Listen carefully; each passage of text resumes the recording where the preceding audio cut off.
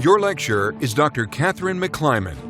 Dr. McClymond is chair and professor in the Department of Religious Studies at Georgia State University, where she has received the College of Arts and Sciences Outstanding Teaching Award and the Distinguished Honors Professor Award. Dr. McClymond earned her BA in History and Literature from Harvard University and her MA and PhD in Religious Studies from the University of California, Santa Barbara. She has written widely on religion and ritual, including 2 books, Beyond Sacred Violence, a comparative study of sacrifice, and the forthcoming Ritual Gone Wrong, What We Learn from Ritual Disruption.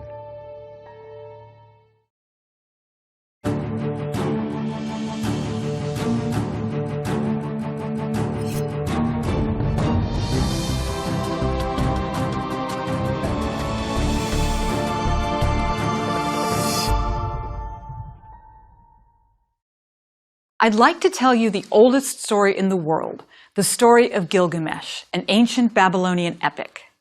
Gilgamesh is the leader of Uruk, a Sumerian city located generally in present-day Iraq. At the time, Uruk was the New York City of ancient Mesopotamia, structurally built up, bustling, and active. It would have had all the positive and the negative associations of a large metropolitan city. The poem begins, "The man who saw everything to the ends of the earth, who experienced everything, considered everything. He saw what was hidden. He revealed what was unrevealed. He brought back a story of times before the great flood. He traveled on a long journey. He became weary and he rested. Everything that he did, he engraved on a monument made of stone." Before the action even begins, we get a sense that this story will be told on a grand scale. Gilgamesh, our hero, is larger than life, and as the story opens, he's a virtual dictator in Uruk. Gilgamesh is described as a half-man, half-god, egomaniacal ruler. He's become drunk with power, taking advantage of men and women however he sees fit. In particular, he's famous for claiming first night rights, having sex with virgins on the evening of their wedding before they even sleep with their husbands. In this series of lectures, we'll be looking at mythologies from ancient Mesopotamia, the Middle East, and South Asia. The cultures based in these regions are generally less familiar to Westerners than Greek and Roman myth, but I actually find them more intriguing. I think you'll find that understandings of the nature of the divine are different in these myth traditions than in the West. There's more fluidity between what we might think of as normal experience and the transcendent or the divine world. Also, the sense of relationship to nature in general and to the land in particular is distinctive. We'll see that these myths spend lots of time thinking about the landscape and journeying from one location to another. Also, there's a lot of tension surrounding the relationship between wilderness and so-called civilization. Who's civilized? Who's wild? How do they relate to one another? Finally, there's a lot of emphasis on social roles, including roles determined by gender and roles determined by power, like kings and warriors. It's lots of fun, and Gilgamesh gives us a great introduction to this body of Mesopotamian, Middle Eastern, and South Asian mythology. Back to Gilgamesh. Before we go on with the story any further, we should note that this story is not entirely fictional. As with many myths that we will encounter, key elements of this story seem to be grounded in history. The city of Uruk, the opening site for the epic, was a key city in the ancient Near East, on the edge of the Euphrates River in present-day Iraq. At its height, Uruk probably had 50,000 to 80,000 residents living inside its walls, making it the largest city in the world at the time. In addition, the protagonist Gilgamesh is not an entirely fictional character. We know from ancient records that a king named Gilgamesh ruled Uruk in the 27th century BCE. Now, it's probably best to understand the character of Gilgamesh in the epic as a kind of caricature of a powerful king, a stock narrative character, rather than as an actual historical figure. We have no way of knowing what the historical king was really like. Finally, the story refers to multiple gods. reflecting the fact that the ancient Mesopotamians were polytheists. Mesopotamian mythology assumed that the gods interacted with humans on a daily basis, so they appear throughout the stories. The gods have supernatural powers, but they also exhibit some very human personality idiosyncrasies and flaws, leading to clashes with mortal men and women. On a practical level, the different gods were responsible for different natural phenomena, as well as for the vicissitudes of life. So people made specific appeals to their deities with prayers and sacrifices on a regular basis. Mythology captured this understanding of the gods, and it presented stories demonstrating how the gods would and would not cooperate with human beings. It might be a good idea to stop here for a moment and talk about this word mythology. Now, some scholars draw sharp distinctions between myths, legends, religious narratives, folk tales, and other story forms. But there are several problems with making these sharp distinctions. First, scholars simply don't agree on what makes a myth different from a legend or from a religious narrative. For example, some scholars try very hard to separate myth from religion, while others find it impossible to disentangle the two. One of the classic definitions of myth by folklorist William Bascom defines myths as tales believed as true, usually sacred, set in the distant past or other worlds or parts of the world, and with extra-human, inhuman, or heroic characters. This is a pretty broad definition, and it easily overlaps with other common story forms. The other problem with distinguishing myths sharply from other story forms is that, in my experience, the stories themselves don't fall neatly into sharp categories. This is particularly true of narratives outside of Greek, Roman, and European mythology. Non-Western cultures have often created and categorized their story traditions differently from story traditions found in the West. As we move forward in this series, I'm going to ask you to keep a broad understanding of mythology in mind. My approach to myth is less focused on its contents and more tied to a story's significance.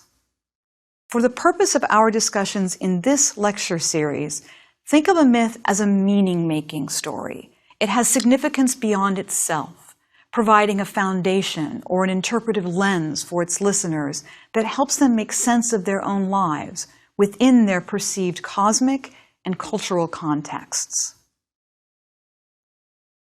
As the story of Gilgamesh continues, the people of Uruk reach their limit in dealing with Gilgamesh's dominance. They cry out for help, and the gods respond by creating Enkidu, whose sole purpose is to defeat Gilgamesh. Enkidu is a kind of primal man made by the gods from clay. Picture the Neanderthal you saw in your childhood visits to the museum, with long, matted hair, living among the wild animals. Enkidu lives this way until he's seduced by a temple prostitute, Shamhat. Shamhat seduces Enkidu with 6 days and 7 nights of lovemaking, which are said to tame him. She subsequently introduces him to other elements of civilized life. Gradually, Enkidu becomes civilized, moving out of the wilderness, eventually arriving at Uruk, no longer an outcast from society, but a warrior battling on behalf of oppressed humanity. When Enkidu arrives in Uruk, he challenges Gilgamesh. Enkidu and Gilgamesh fight furiously, wrestling in the streets, until Enkidu finally gives up. He declares that he will never be able to defeat Gilgamesh, and he praises the god-man's strength. In an ironic twist, through battle, the two men become close friends, and they go off on a series of adventures together, including defeating a monster named Humbaba. These adventures culminate in a joint battle with a creature known as the Bull of Heaven. Now, the Bull of Heaven is sent by the angry goddess Ishtar to attack Uruk and to kill Gilgamesh. Enkidu and Gilgamesh attack and defeat the Bull of Heaven. However, the gods intervene at this point. They determine that either Gilgamesh or Enkidu must die as punishment for killing Humbaba and the Bull of Heaven, because they did not seek permission from the gods first. The gods determined that the universe itself will be out of balance if they allow murder to go unpunished, especially murders that they did not permit in advance. Ultimately, it is Enkidu who's marked for death. One of the most moving scenes in the epic describes Gilgamesh kneeling beside his comrade as Enkidu cries out against his fate, then comes to accept it, and finally passes into death. From this point forward, the story focuses on Gilgamesh. Gilgamesh enters an extended period of grieving for the loss of his companion. He wanders in the wilderness, bemoaning the loss of his friend and gradually becoming fixated on his own mortality. Gilgamesh decides to seek out Utnapishtim, a legendary figure who, along with his wife, has been granted immortality by the gods. Gilgamesh hopes that Utnapishtim can help him obtain immortality as well, and Gilgamesh overcomes terrible dangers and obstacles in this quest. In seeking Utnapishtim, he meets the alewife Siduri. Gilgamesh tells her his sorrows. I love this scene. Clearly, since the dawn of civilization, men have been telling their troubles to their local bartender. Siduri directs Gilgamesh to a ferryman, who ultimately brings Gilgamesh to Utnapishtim in the Garden of the Gods, a kind of paradise that lies at the edge of the world. Gilgamesh asks Utnapishtim how he obtained immortality, and Utnapishtim tells him. He tells him how he survived a great flood and won the gods' favor, and we'll come back to this story later. But for now, it's enough to know that it becomes clear that Gilgamesh himself will not become immortal. Utnapishtim encourages Gilgamesh to accept the fact that he will eventually die. Like the alewife, Utnapishtim encourages Gilgamesh to enjoy the life he has. And ultimately, Gilgamesh returns to Uruk, and accepting his own mortality, he comments on the ramparts of Uruk as they rise up to meet him upon his return to the city. A bit of background. We know that 5 ancient independent Sumerian poems dated to about 2000 BCE are the foundation of the Epic of Gilgamesh. Now, Sumer may have been established as early as 5500 BCE in southern Mesopotamia, and its culture had a long-lived and profound impact on later Babylonian culture. While the story of Gilgamesh is based on the older Sumerian poems, today scholars mostly work from a later compilation based on these poems known as the Standard Babylonian or the Standard Akkadian version, dated somewhere between 1300 and 1000 BCE. This text was found in the ruins of an ancient library carved into 12 clay tablets and dating to the 13th to 10th centuries BCE.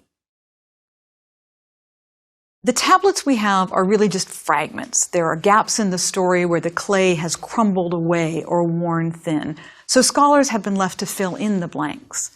Now, I like to think of these gaps as a kind of metaphor for ancient human culture itself. Some elements have endured for millennia, while others are lost to us forever, worn away by sheer time and centuries of human experience. From what we do know, the story of Gilgamesh reflects the world in which it originated.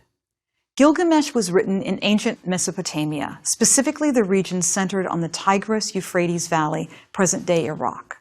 Now, that region was heavily dependent on the Tigris and Euphrates rivers. These rivers were central to agricultural well-being, and they provided a means of transportation that facilitated trade, economic development, political efforts, and military security. Distinctive geographic features meant that certain sites in Mesopotamia were more vulnerable to attack than others. For example, the southern border of the Babylonian Empire changed considerably over the centuries, largely because its geography made it difficult to secure and defend. In addition, Mesopotamia sat at an important crossroads in the ancient Near East, and so it was the site of extended military conflict for millennia. Between 2500 BCE and 2200 BCE, the Assyrian Empire took control over Sumerian city-states. During this time, Akkadian became the standard written and spoken language of the region, although Sumerian persisted as the standard religious language for a bit longer. We see this language shift reflected in the fact that the oldest independent poem units of the Gilgamesh story are in Sumerian, but the lengthy compilation found on ancient tablets are in Akkadian. Part of this cultural shift included the emergence of large urban city-states such as Uruk, dominated by expansive architectural projects. These urban centers increasingly extended economic and political influence over the smaller towns surrounding them. City-states such as Uruk were built on the wealth resulting from newly established urban areas, a jump in agricultural productivity, and new discoveries that facilitated metalworking. Powerful warrior kings sought to control strategic locations and to conquer larger expanses of territory. As they took control of urban areas, they often inaugurated massive building projects, and the story of Gilgamesh reflects this new urbanization. It opens with praise for Uruk. This rapid development, of course, had its downside. While the years between 3000 and 2400 BCE saw astounding urban and agricultural growth, this was accompanied by devastation caused by sustained military conflict as different forces vied to control these exploding resources. Foreign leaders relentlessly fought to take over strategic locations. In addition, Mesopotamia was still ultimately subject to the whims of the climate because of its dependence on the rivers. It was a time of immense growth and struggle. As a result, life for most Mesopotamians was full of uncertainty. The Epic of Gilgamesh reflects this uncertainty. It opens with praise for Gilgamesh, but also describes him as a wild bull, around whom men of Uruk became anxious. Uruk's ramparts may be built of strong brick, but life in Uruk is dangerous, and no Uruk resident is safe around Gilgamesh. From the beginning, the epic sets up an opposition between civilization and wilderness, an opposition that ancient Mesopotamians must have felt. The wealth and sheer grandeur of Uruk is contrasted with the primitive actions of its violent and greedy ruler. Enkidu also becomes caught up in this opposition. He's created by the gods in the wild, but then he's domesticated by a temple prostitute. Gilgamesh and Enkidu become the ultimate symbols of the clash between civilization and wilderness. And they literally come to blows with one another in a door threshold. And they wrestle in the public square, both of which are in-between spaces, symbolizing the conflict between civilization and wilderness. There they meet, and they fail to defeat one another. It's a standoff between the man born of the wilderness and the ruler of civilization. And when they become fast friends, we're invited to conclude that the two worlds they represent cannot exist without one another. As we've seen, Gilgamesh's story begins in Uruk, but he leaves the city for a time. His journey takes him to the farthest corners of the earth, as far away as the Garden of the Gods at the edges of the world, only to bring him home again. The myth closes with Gilgamesh sitting in a small boat, quietly approaching Uruk's great walls. But this time, Gilgamesh sees the city with new eyes. Uruk's strong foundation and impressive brickwork seem oppressive rather than impressive. City life, it turns out, isn't all it's cracked up to be. Gilgamesh's changed relationship with the city also serves as a metaphor for individual experience. Gilgamesh's story suggests that human experience involves a constant tension between the civilized and untamed aspects of our nature, and this tension yields benefits as well as pain. Gilgamesh matures as a man, experiencing friendship but also loss. He sees Uruk differently at the end of his journey than he did at the beginning. While Uruk's walls are strong, the city no longer offers anything that tempts Gilgamesh. True satisfaction can't be found in the transitory, the sensuous temptations of the city. True satisfaction comes from an experience of friendship and companionship. However, this experience also brings an awareness of loss and one's own limitations and mortality. On an existential level, the story ultimately offers a meditation on life, loss, and death. At the beginning of the story, Gilgamesh is completely self-centered. He wreaks havoc without a second thought for anyone but himself, and he thinks only of momentary pleasure. However, he then meets Enkidu, and in the midst of battle, they become deep friends.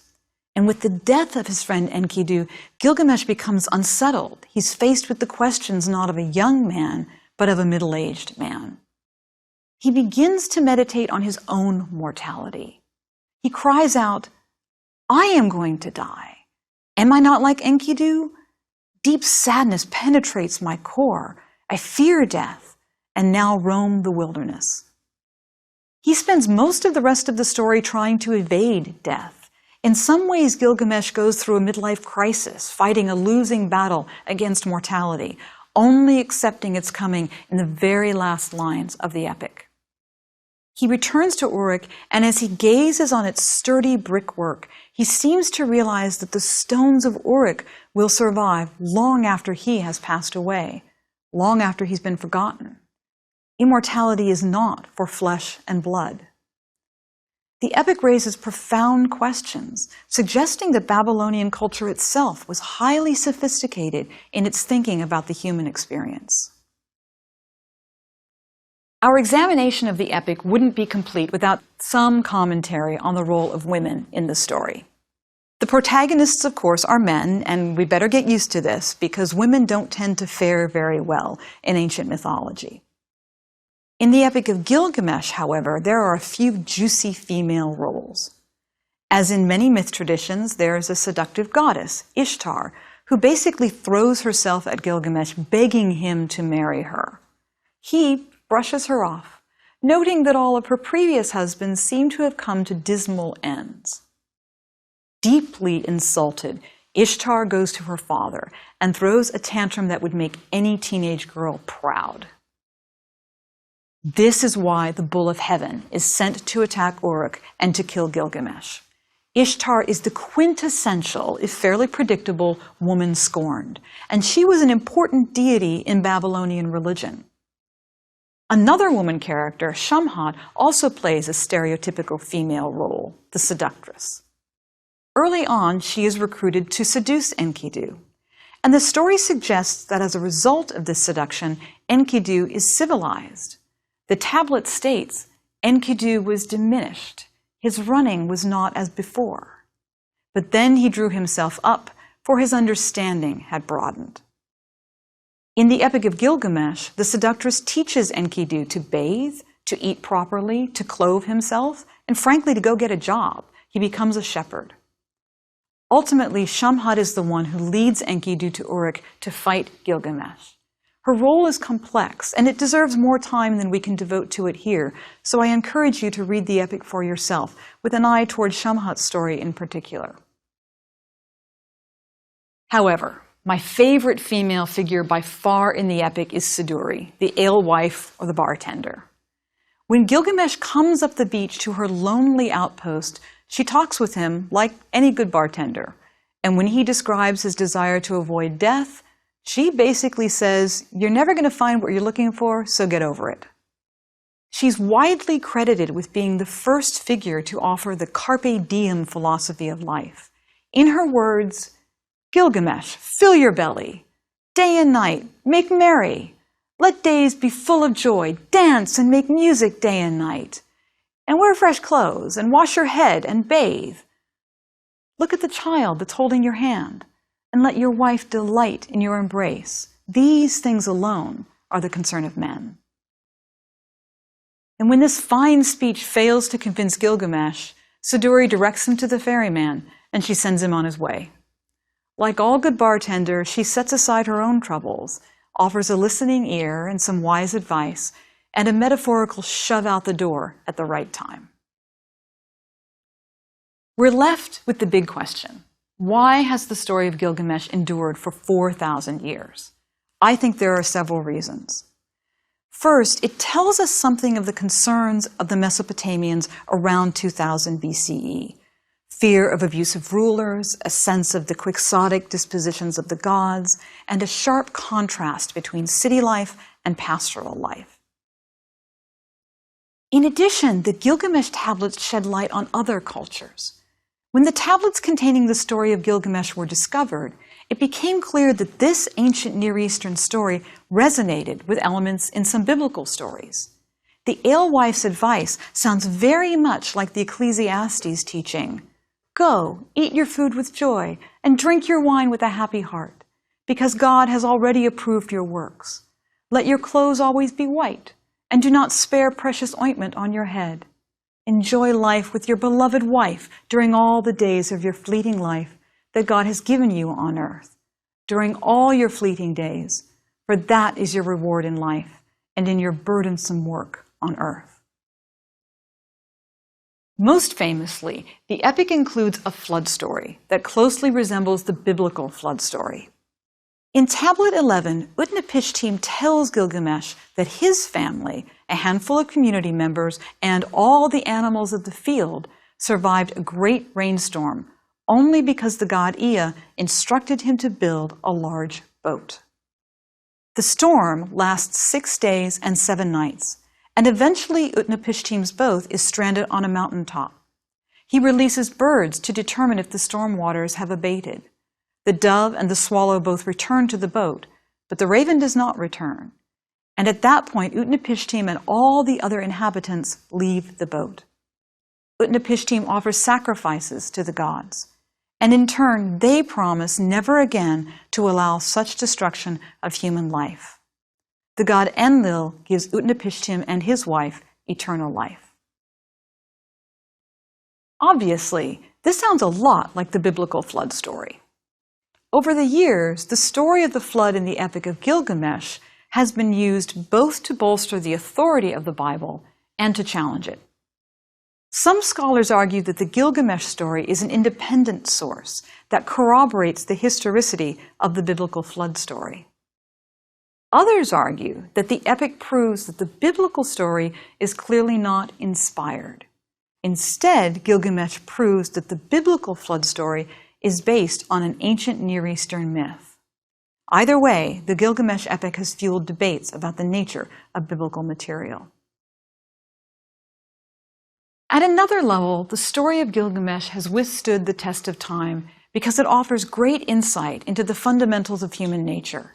It focuses on themes that run throughout all of our lives: the need to tame our inner wild nature, the strong attraction and tensions between men and women, and the need for human friendship. I teach the story of Gilgamesh to my students as the original bromance. Two men start out as mortal enemies, and eventually they come to respect and admire and even love one another as brothers. Together they take on the monster threatening the world. It's the prototype for a classic George Clooney, Brad Pitt movie. But as the story progresses, it turns more serious. One of our leading men dies, and the other one has to figure out how to move forward. He spends a great deal of time in denial about his situation. But in the end, he faces the fact that he too will die. In the closing lines, we see the mighty god, man, king returning home in a simple wooden boat, a bit haggard, but wiser. The story of Gilgamesh has been repeated and adapted countless times. One of the most famous recent adaptations is found in an episode of Star Trek: The Next Generation. Now, this series from the late 80s and early 90s is a sequel to the famous 1960s original series, and they both follow the intergalactic adventures of a crew aboard the Starship Enterprise, exploring new worlds and meeting alien creatures. In one episode, the main character, Captain Jean-Luc Picard, is thrown together with Captain Dathon, the leader of a foreign people, the Temerians. Together they end up battling a monster who threatened them both, and Dathon is mortally wounded in the fight. In a dramatic moment, the dying Dathon and Picard huddle together under the stars, kept warm by a primitive wood fire. Somewhat unexpectedly, Picard chooses the moment when they are huddling by the fire and as Dathon is slipping into death to tell a story. Specifically, Picard summarizes the Gilgamesh story. Now, what I love about this episode is that the Gilgamesh story isn't just an afterthought in this moment. The real thrust of the episode is that Picard and the rest of his crew come to realize over time that the Temerians don't communicate in a straightforward fashion. Instead, they speak in metaphors, specifically metaphors drawn from their own mythology and folklore. You literally can't understand the Temerian language if you don't know the cultural references a Temerian makes. Picard is only able to communicate with Dathon when he realizes that Dathon has been trying to create an alliance all along based on their need to defeat a common foe. When Picard realizes this, he finally communicates with Dathon using his own mythological reference, a reference to Gilgamesh. As Dathon slips from life into death, Picard tells him the story of Gilgamesh, an Earth story of two men becoming friends. And Picard shares a phrase of mourning that follows Enkidu's death. He who was my companion through adventure and hardship is gone forever. Captain Dathon dies as Picard says these final words of the story. And as the episode comes to a close, the Temerians absorb Picard and Dathon's story into their own myth tradition, and a new Gilgamesh-like story is born. This is how mythic traditions are born, how they change, and how they move on from one generation to another.